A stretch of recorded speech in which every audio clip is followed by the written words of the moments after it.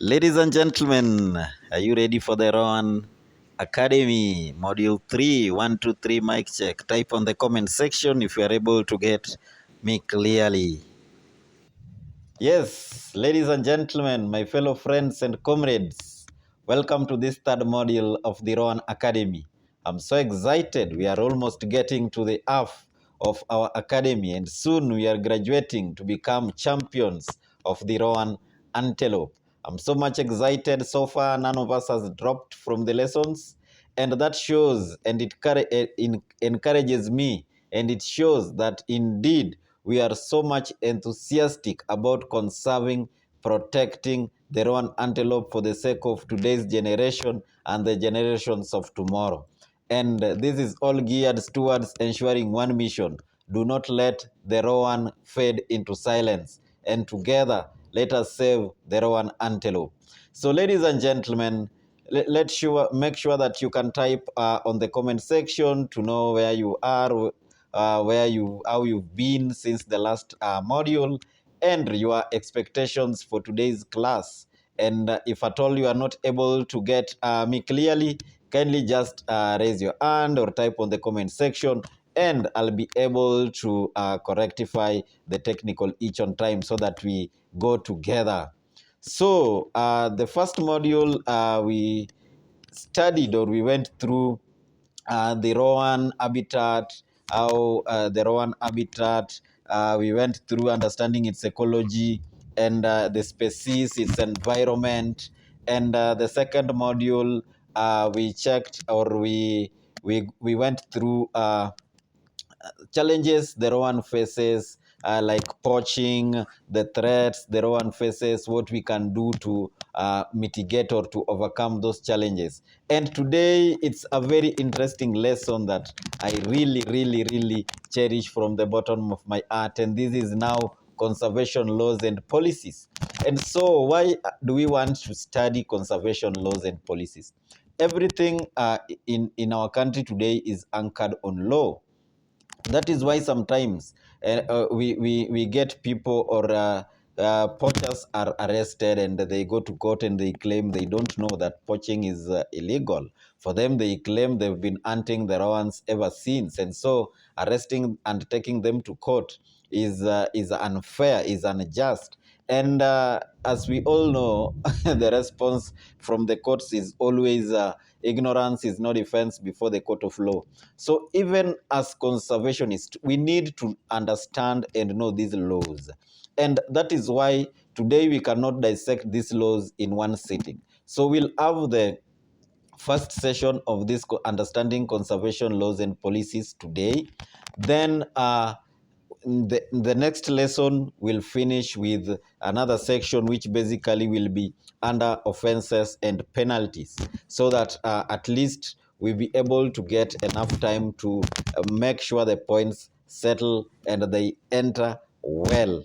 So, ladies and gentlemen, why is it important as a conservationist to understand conservation laws and policies? As I have said, everything is anchored on law. You cannot just today come and start going into the parks and doing these things without following the law, claiming the park was in your forefathers' land. Even when we shall be going to talk to people, trying to rehabilitate poachers, uh, we tell them, we educate them on the law. We tell them, if you're caught poaching, these are the penalties. Then we tell them, how can you form groups to form community wildlife committees, community wildlife committees? What are the importance of these committees? How do you go through it in the law? So that is what we want to discuss today. So as conservationists, as enthusiasts of the Rowan antelope, what law or what laws guide us as conservationists, as wildlife enthusiasts? So if you can type on the comment section. So one of the major laws that I want us to dissect today, in as much as we have so many conservation laws and policies, but one that I want us to dissect and study today in depth is what we call the Wildlife Conservation and Management Act of 2013. Wildlife Conservation and Management Act of 2013, or you can or rather call it Cap 376 of the Kenyan laws, Cap 376 of the Kenyan laws. So we all know that our wildlife, our national parks, our game reserves are all under the care of Kenya Wildlife Service. And so we want to understand, what is this Kenya Wildlife Service? Did somebody just come up and establish Kenya Wildlife Service? No, and we know that our laws are made in Parliament. For it to become an act of, it is an act of Parliament. So our laws are made in Parliament and of course assented by the President. So if you check, if you go to this CAP, the Wildlife Conservation and Management Act 2013, and you go to clause 6, you will read about the wildlife service, why it was established, and one of the reasons as to why it was established was just to maintain law and order, to ensure that our parks are well guarded, to ensure that our parks are not encroached by poachers, our parks are not encroached by miners, our parks are not encroached by forest grabbers or even land grabbers. And some of the functions of Kenya Wildlife Service uh, is if now you go to clause 7 of that Wildlife and Management and Conservation Act 2013, one or the major function, although all these functions are major, but the first one highlighted on the act is conservation and to conserve and manage national parks, wildlife conservation areas, and sanctuaries under its jurisdictions. So all these parks, there are some majority, or of course there are some other conservancies, but there are national parks, wildlife conservation areas, and sanctuaries under the jurisdiction of Kenya Wildlife Service. Then the second one is promote security for wildlife and visitors in national parks and wildlife conservation areas and sanctuaries. Remember, these are trained people and this is a disciplined force. So these are trained personnel. So they are trained in handling wildlife. They are trained in offering visitors in the park security and also protecting the wildlife. Protecting the wildlife against so many vices that we've spoken about, like poaching. And another one is help set up county wildlife conservation committee in respect with each county. So each county is supposed to have a wildlife conservation committee, and because they know that they are working in villages, they are working within communities. They can't work in isolation, and sometimes they know that most of us are not aware of these committees. So they help bringing people together to form these conservation committees, and also they advise the Cabinet Department on matters pertaining the wildlife policy, strategy, and legislation. For example, now I'm pushing a legislation on increasing the budget fund or specifically for endangered species. And so if I go and consult Kenya Wildlife Service, get the information and all that, then finally after I've done my petition, then they will be in a better position to even advise the cabinet secretary on the same.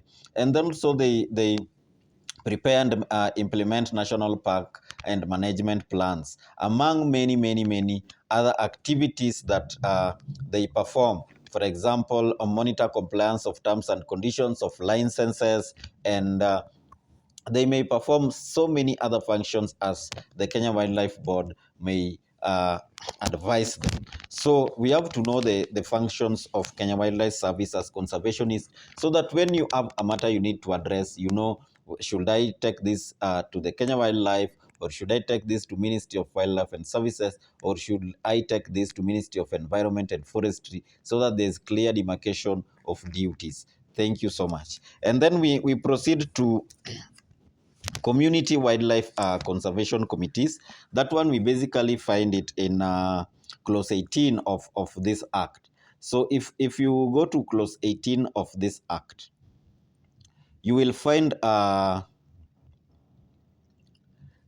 community wildlife and conservation committees, and it's mandated by the act, by law, that every county should have wildlife conservation committee, and the chairperson appointed by the cabinet secretary being county commissioner. So the county commissioner is the one in charge of this committee. So these committees are in all 47 counties. Then a livestock officer based in the respective administrative conservation area established by the service and nominated by the director. So director here is Director General of Kenya Wildlife Service.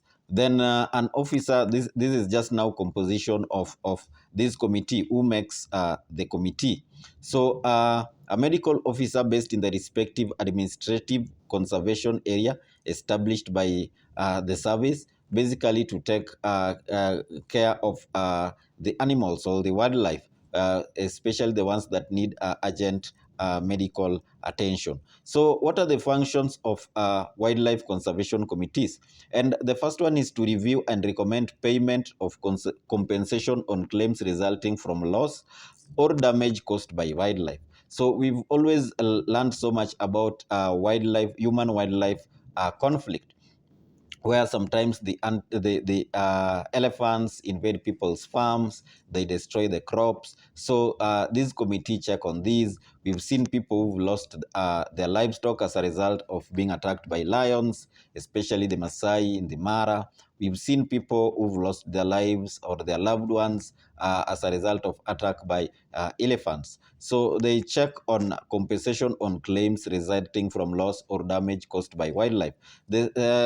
Then another mandate of this committee is develop and implement, in collaboration with service and community wildlife associations, mechanisms of mitigation of human wildlife conflict. So they come up with policies, they come up with strategies on how they can reduce and mitigate human wildlife conflict. Another one is to bring relevant stakeholders to harness participation in conservation and management programs of wildlife. And these ones, as we say, the Kenya Wildlife Service cannot operate in isolation. So bringing together stakeholders, private sectors, bringing together business persons, schools, other government bodies, and now that in our country on 27th of September, World Tourism Day, government has said all our parks entry will be free. So this is what we are trying to promote, that since it will be a free entry, then this committee helps in disseminating this information in local radio stations, in local community WhatsApp groups, so that people are able to know that such an event is going on. Then it may also perform such other functions as the service may require or delegate to it. So those are the functions of community wildlife service. So we have to know, if you are a conservationist, find out from your area, when and where does this committee sit, so that if you have any matter you need to be addressed, you can always go to this committee whenever they are convening, or whenever before they convene, and you can even propose an agenda. It will be discussed and passed accordingly. Then we have environmental law to apply. So in environmental law to apply, this means in environmental law to apply, that is clause 26. So the provisions of this act with respect to conservation, protection, and management of the environment shall, in conformity with provisions of the Environmental Management and Coordination Act Cap 387. So this one means that no user rights or other licenses, permit granted under this act shall exempt a person from complying with any other written law concerning the conservation and protection of the environment. Meaning, if you granted a license under this Wildlife Conservation and Management Act, you cannot use it to go and purport. For example, you want to go and conduct mining somewhere else inside a forest. No, these laws, they work in tandem with one another. They marry one another. One law does not convene or does not contradict the other. If you are granted a permit under Kenya Forests Act to conduct quarry or mining in a certain area, it does not guarantee you the right to come and perform mining inside a protected wildlife zone. And then another important act that we have to go through here is Clause 28, Water Act to apply. And this is very simple. No provision of this act and no rights or entitlement confirmed and granted under this act shall, wherever appropriate, operate to exempt a person from the use of water from any source or reservoir or point. For example, if you go to KWS, if you go to Meru National Park, if you go to Aberdares National Park, if you go to Ruma National Park, you will always find that there's a source of river flowing from these forested areas going down to where people live. So these water bodies cannot be blocked from flowing to where people live because they originate from protected zones. So this water should be left to freely flow to wherever the water channels or the ecosystem takes them. Then we have clause 30, which is prohibition. And this is, I want us to spend some little more time here. So any activity which is likely to have adverse effects on the environment. Any activity which is likely to have adverse effects on the environment. For example, pollution, seepage of toxic wastes into streams, rivers, and wetlands is prohibited completely under this act. So we have to be very, very careful. That's why we said you cannot, if you are granted, for example, a license to do one thing, you cannot purport to come and destroy the wildlife protected zones because you have a license to conduct. Remember, the feasibility study was conducted in this other zone, not in the zone that you've been granted the permission to conduct the mining. So prohibition, any activity which is likely to have adverse effects on the environment, including seepage of toxic wastes into streams, rivers, lakes, and wetlands is prohibited. Why? Because the moment we intoxicate we intoxicate our rivers, the moment we pollute them, then they form dangers to wildlife animals, and this kills a lot of wildlife animals. Then another act that I want us to check is clause 32, which is clause 32 is very important, declaration of a national park. So any unalienated public land or any land purchased or otherwise acquired by government to be a national park. So the Cabinet Secretary may, upon the recommendation of the service after consultation with the National Land Commission and following proper public consultation with the approval of National Assembly, may notice in the Gazette to declare any unalienated public land or any land purchased or otherwise acquired by government to be a national park. So we have to take note that all national parks are gazetted. There is no national park or conservation area under government that is not gazetted. So these are gazetted to ensure that they become a public property so that no one is able to encroach or grab. They become protected by the government of Kenya and funded by the taxpayers. So if we check clause 45, which is consent for mining, you can check clause 45, consent for mining and quarrying. And clause 45 is very, very clear that no person shall mine or quarry in a national park without the approval and consent of the service. That's why we normally say that ignorance is no defense in court of law. You cannot claim that you didn't know that such is a protected area, even if it is not fenced. Let us begin from that point. Even if it is not fenced, you cannot just come and start conducting quarry in a protected area, claiming that you never knew. So no one is supposed to conduct quarry or mining without consent in a wildlife protected zone. The service, take note, the service shall only approve and give consent for mining or quarrying where the area does not contain endangered or threatened species. Remember, this is why we are working towards saving the Roan antelope. Remember, in Homa Bay County, there is a lot of illegal mining and quarry going on. And these people, they are so shameless, the illegal miners are so shameless that they can even attempt to encroach inside the Ruma National Park, which is our main area of focus. So let us take care that the Roan antelope has been red listed as one of the threatened animals facing the threat of extinction. So no quarrying or mining shall be approved or given consent in area that contain endangered or threatened species.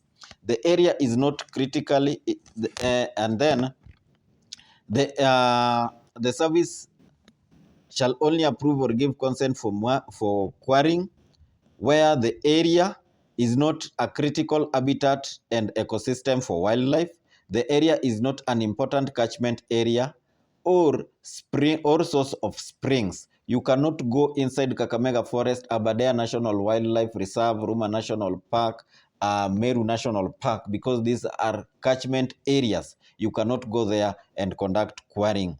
Then approval has been obtained from in the accordance with the applicable law regulating mining. You first have to go to the Ministry of Mining, get all the approvals, then bring it to Kenya Wildlife Service or Ministry of Wildlife Service to seek for if you can be granted the opportunity to continue with the quarrying or mining activities.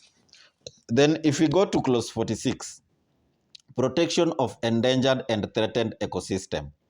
This is also our point of focus. The Cabinet Secretary, on the advice of the service, which is Kenya Wildlife Service in our context, and in consultation with the National Land Commission, by notice in the Gazette, this is Kenya Gazette, publish a national list of wildlife ecosystems and habitats that are endangered and threatened and are in need of protection. That is why even yesterday we were celebrating the Rhino Day because the black rhino has seriously faced threats of and being endangered. And this is why also the Rowan antelope has a lot of surveillance, and because we have to protect it because of the advice of the Cabinet Secretary. Then a list published under subsection 1 shall describe in sufficient detail the location and each ecosystem on the list. For example, now, once it has been listed that this area is facing threat of endangerment, the location, Homa Bay County, where? Lambwe Valley. Where in Lambwe Valley? Ruma area. Where in Ruma? That area is called Kamato. Kamato. So it has to be highlighted in detail, location of each ecosystem on the list, the threats and measures being taken to restore and maintain its ecological integrity for wildlife conservation. So efforts, the national park has been fenced, and community members are being encouraged to join these conservation efforts by abandoning poaching, by abandoning going to fetch firewood inside the forest, burning charcoal inside the forest. Community members are being encouraged to avoid farming inside these protected zones. Community members are being encouraged to do what? Community members are being encouraged to stop overgrazing in these protected zones because they are finishing grass or pasture for the Rowan antelopes and other wildlife.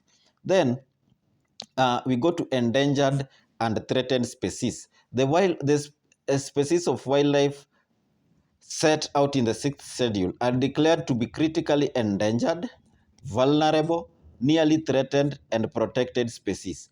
The service shall amend the sixth schedule from time to time as necessary. Meaning, if an animal today is endangered and it has been protected and nurtured well, and the population has increased, it shall be removed from the sixth schedule, which lists all the animals that are endangered. Ladies and gentlemen, also, an animal or wildlife, there's a specific wildlife that today is doing so well in the ecosystem.